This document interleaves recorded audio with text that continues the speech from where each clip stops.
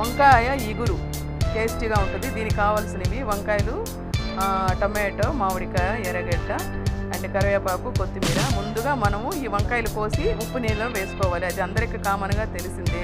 పోతే ఇక మనం పోపు పెట్టుకుంటాము. ఆ పోపులో ఆవాలు, జీలకర్ర, ఉద్దిపప్పు అవన్నీ ఫ్రై చేసి కొంచెం మనం దీనికి కొంచెం ఆయిల్ ఎక్కువ పడుతుందండి. ఎందుకంటే కొంచెం మనకి టేస్టీగా ఉండాలన్నా, ఇగురు రావాలన్నా ఈ ఆనియన్స్ మాత్రం కొంచెం పెద్ద ముక్కలుగా చేసుకోవాలి, చిన్నవి వేసుకోకూడదు. చూసారు కదా, నేను కొంచెం పెద్ద ముక్కలు వేసున్నాను.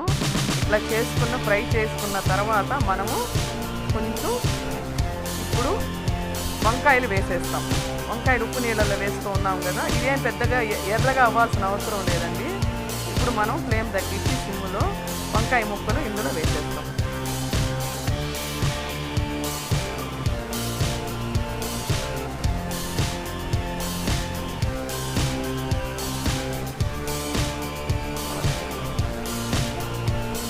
చూసారు కదా, ఇంతవరకు సరిపోతుంది.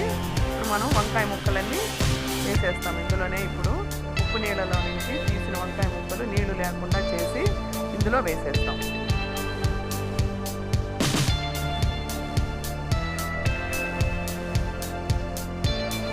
కొంచెం అటు ఇటు ఆయిల్కి కొంచెం ఫ్రై అవ్వాలి, ఎందుకంటే వంకాయ కొంచెం మగ్గాలి, పచ్చి స్మెల్ కూడా పోవాలన్నమాట.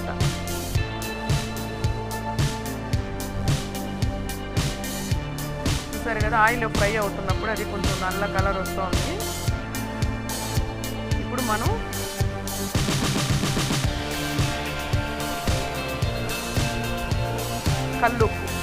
కొంచెం కల్లుప్పు వేసుకున్నాము. ఎందుకంటే సాల్ట్ మనకి మెజర్మెంట్ తెలియదు, కల్లుప్పు చేసుకుంటే మంచిది కూడా.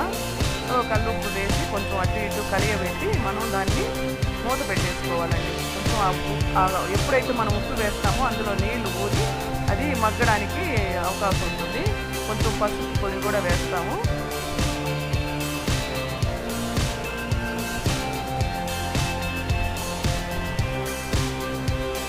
కొంచెం కలియబెట్టి ఇప్పుడు మనం మూత పెట్టేస్తామండి. చూసారు కదా, ఇట్లా మొత్తం అయ్యేటట్టు కలియబెట్టి ఇప్పుడు మూత పెట్టేస్తాం. ఇది జస్ట్ టొమాటో ఉంది కదా ఇందాక, అది నేను పేస్ట్ చేసి వేసాను, ఆ వీడియో స్కిప్ అయిపోయింది. సో ఆ పేస్ట్ వేసి బాగా కలియబెట్టి కొంచెం మిరప్పొడి కూడా వేసాను, అది కూడా స్కిప్ అయిపోయింది. మిరప్పొడి, టొమాటో పేస్ట్ అందులో వేసి కలియబెట్టాను, అది మీకు స్కిప్ అయిపోయింది చూపించడం. సో ఇప్పుడు మనం కొంచెం వాటర్ వేసి మళ్ళీ కలియబెట్టాలి.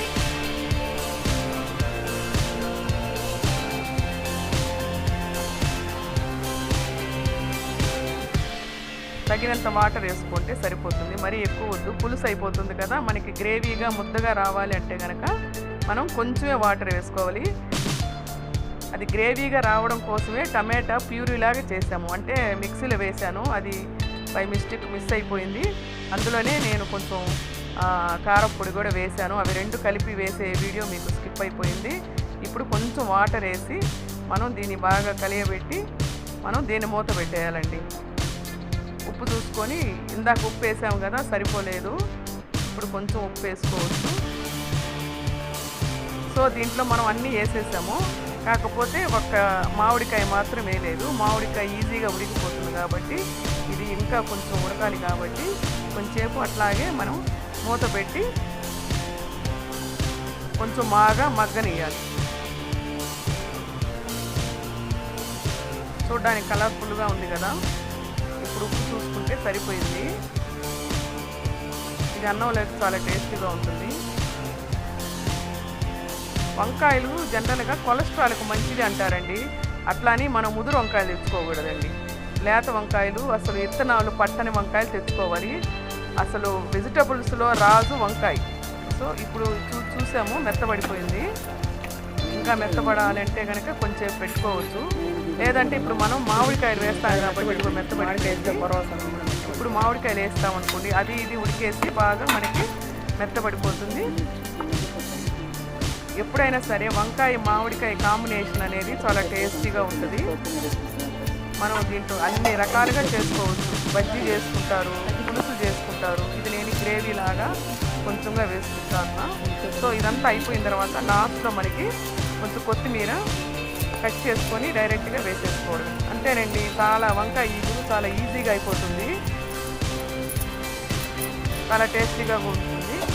ఎవరైనా చేయొచ్చండి, వంట రాని వాళ్ళు కూడా చేయొచ్చు, చాలా ఈజీ. కాకపోతే ఉప్పు కారాలు కొంచెం జాగ్రత్తగా తక్కువ వేసుకోండి, సరిపోకపోతే మళ్ళీ చూసుకొని వేసుకోండి. ఇంతేనండి వంకాయ ఈగురు, వంకాయ తీగూర అంటారు. మా సైడ్ అయితే తీగూర అంటారు, మరి మీ సైడు ఏమంటారో కామెంట్లో పెట్టండి. అప్పుడు మీరు ఏ ఊర్లో ఉన్నారు ఏంటి అనేది తెలుస్తుంది.